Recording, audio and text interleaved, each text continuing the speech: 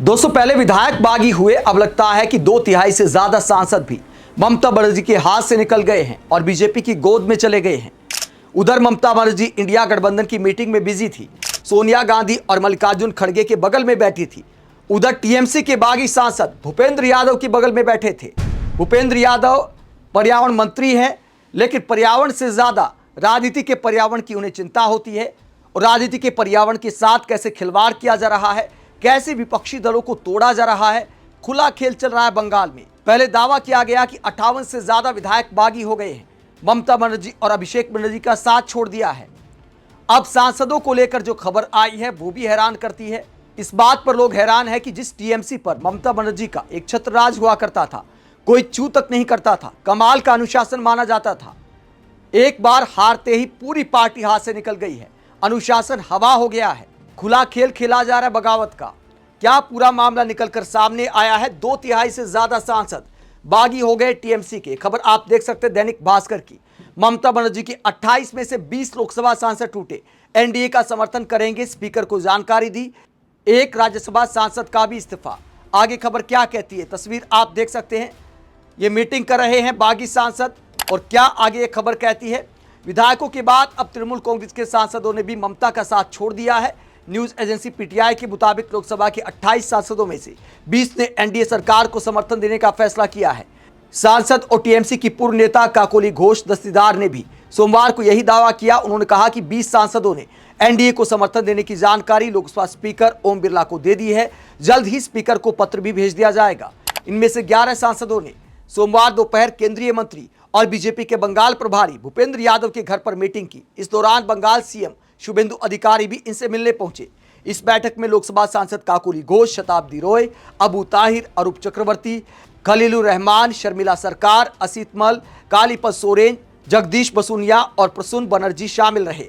तो चाहे हिंदू सांसद हो या मुस्लिम सांसद हो, सब पार्टी का साथ छोड़कर जा रहे हैं और क्या आरोप लगा रहे हैं। हालांकि आरोपों को लेकर इतने गंभीर होते तो चुनाव से पहले ही साथ छोड़ जाते, लेकिन कहा जाता कि दुख का साथी कोई नहीं होता, सुख के साथी सब होते हैं।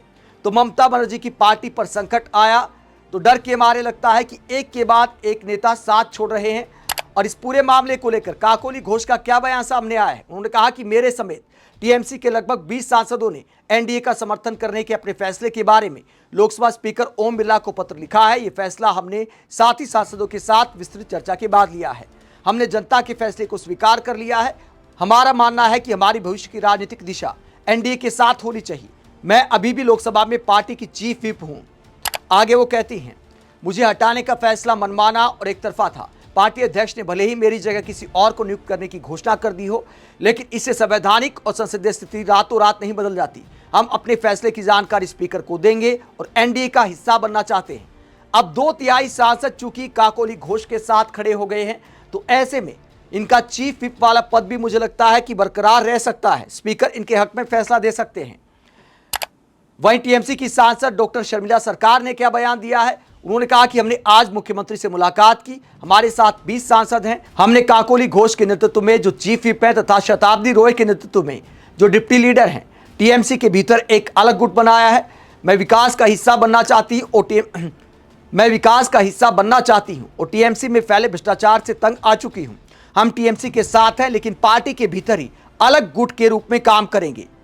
यानी लोकसभा में जो बैठने की व्यवस्था होगी उसके लिए भी लोग अलग डिमांड करेंगे कि विपक्ष के साथ हमें ना बिठाया जाए। हम एक अलग गुट हैं टीएमसी के, तो हम सत्ता का समर्थन करते हैं। एनडीए के साथ जाने का ऐलान किया है। अब बोलते हैं कि भैया भ्रष्टाचार से तंग पा चुके हैं, तो जब टीएमसी की सरकार थी तब आवाज क्यों नहीं उठाई, तब एनडीए के साथ क्यों नहीं गए। हकीकत यह है कि डूबती कश्ती से हर कोई भागने की कोशिश करता है और इस वक्त टीएमसी के हालात डूबती कश्ती वाले हो गए हैं पश्चिम बंगाल की राजनीति में। आगे डॉक्टर शर्मिला सरकार कहती हैं, फिलहाल हमारे साथ 20 सांसद हैं और ये संख्या आगे बढ़ भी सकती है। पार्टी में पुराने नेताओं को पूरी तरह दरकिनार कर दिया गया था और अंदरूनी कलह बहुत ज्यादा थी। मैंने चुनाव के दौरान काम नहीं करने वाले नेताओं के बारे में पार्टी नेतृत्व को एक आंतरिक रिपोर्ट भेजी थी, लेकिन उस पर कार्रवाई करने की बजाय वो रिपोर्ट उसी व्यक्ति तक पहुंच गई जिसका नाम मैंने उसमें लिखा था। पश्चिम बंगाल की राजनीति में लगता है कि विपक्ष एक तरह से खत्म होने जा रहा है। भले ममता बनर्जी इंडिया गठबंधन को मजबूत करने का दावा करती हैं, लेकिन सच्चाई ये है कि फिलहाल तो अपनी पार्टी का सिंबल बचाना भी ममता के लिए एक मुश्किल चुनौती होने वाला है, क्योंकि भारी संख्या में विधायकों के बाद 2/3 सांसद भी साथ छोड़ते नजर आ रहे हैं।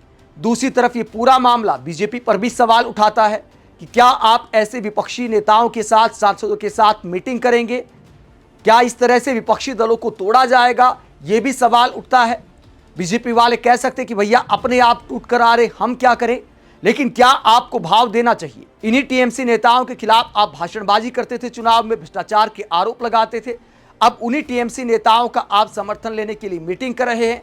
आप इसे किस तरह की राजनीति मानते हैं, और क्या इस सब के बाद बंगाल में विपक्ष नाम की चीज बचेगी? आप क्या सोचते हैं? कमेंट बॉक्स में अपनी राय जरूर दें। साथ ही चैनल को सब्सक्राइब भी करें। नमस्कार।